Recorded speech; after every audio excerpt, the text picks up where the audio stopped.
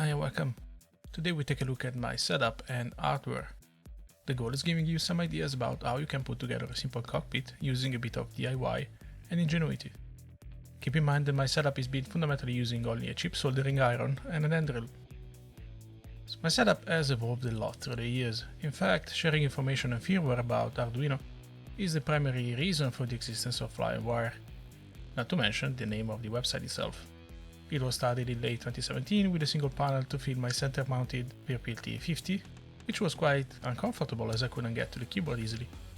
Then I expanded it over the years to incorporate thousands of functions, among which a couple of TFTs, an LCD, and even a modified RAF Jaguar TACAN. I've reconfigured my setup very often to meet the module or specific functions I wanted. I started with the module I spent 11 years playing, the CAMOF KA50. I've coded the first TFT to address the graphic issues that affected the CAMOV for quite a long time following a major graphical upgrade by ED. For example, the autopilot lights and other indicators were not visible anymore, and the TFT was an easy and quick fix.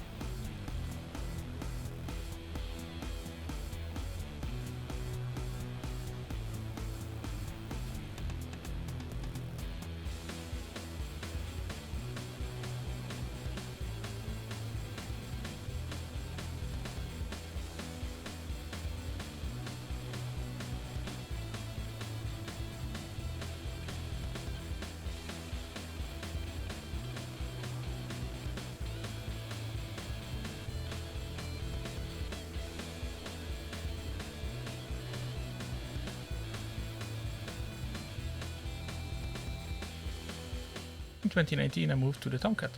This is how it looks like at the moment, designed for playing as an F-14 radar intercept officer. Unfortunately my camera is not great, so apologies for the poor quality of the video. The graphic tablet is one of the most recent additions and is perfect with open keyboard to take notes directly in game. The F-15E has been released only days ago, but I prepared the vast majority of my setup long ago. As I mentioned in my recent video, the Strike Eagle WSO position is quite bland, but it is the closest module to a Tomcat D. It's a forced option though.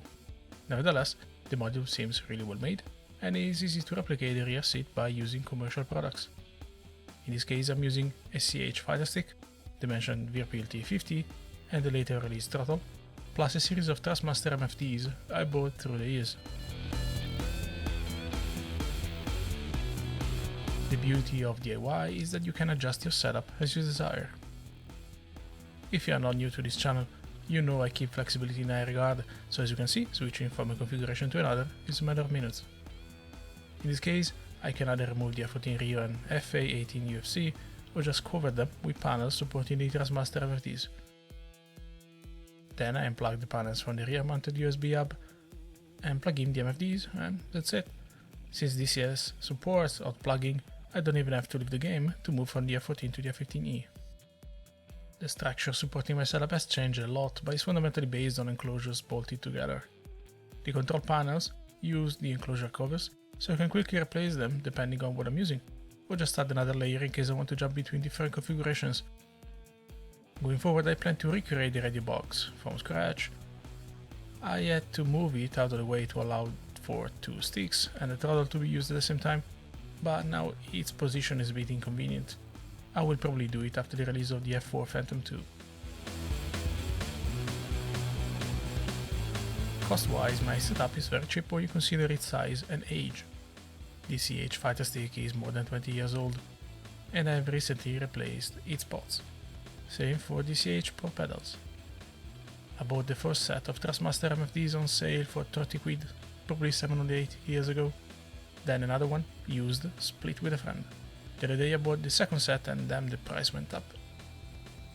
The Virpil T50 Otas dates 2017 and 2018. My serial numbers are below 150. The TACAN I'm using now is the version 5, but I still have the version 4 I bought in early 2000, and it still works like a charm. Point being, if you take care of your hardware, it can last for decades, and over time, you will have plenty of devices to customize, cannibalize, or mix and match depending on the modules and games you like. Each of my panels can be assembled for 15–30 pounds top, and most of them offer between 50 and 110 functions, so it's definitely worth it, even accounting for the una tantum cost of soldering iron and enderel. From there you can add the 3D printer, a CNC or other fancy tools, but I don't think they are worth it for me, as I must rely on muscle memory when I'm playing, so I don't really care how the panels look. The only exception to the rule is the former RAF Jaguar TACAN, which was more expensive than a standard panel, as you can imagine. Coding is straightforward with plenty of examples over the internet. There are solutions otherwise, such as Leo Bodnar, that require no coding at all, but also prevent you from doing some really neat things with your panels.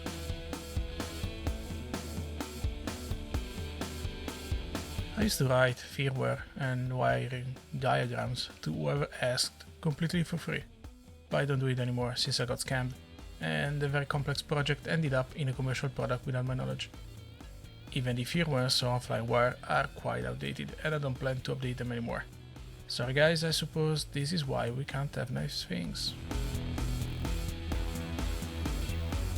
The following is a series of sketches I have put together through the years.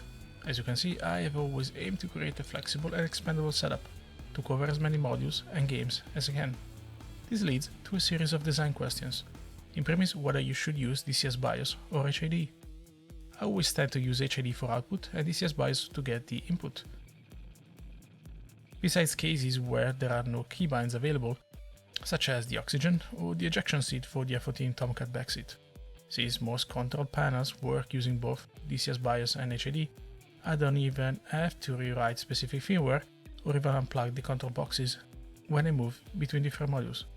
Everything works right away, with the only exception of the TACAN that is not self-synchronizing outside the Tomcat and the TFTs, since DCS-BIOS's libraries have not been updated yet at the moment of writing. If you are new to DIY and don't feel comfortable building your own boxes, there are several commercial solutions nowadays, something that in 2017 was not the case. Some are from now well-known companies such as Virpil, others are more niche such as Total Controls. You can also find DIY panels around, such as on eBay or Etsy. I won't tell you to avoid them, but just be aware that most of them can be built for 10–15 pounds, sometimes less if you buy components in bulk. I also wonder how they solve the problem of having commercial closed source and unique VID and PID.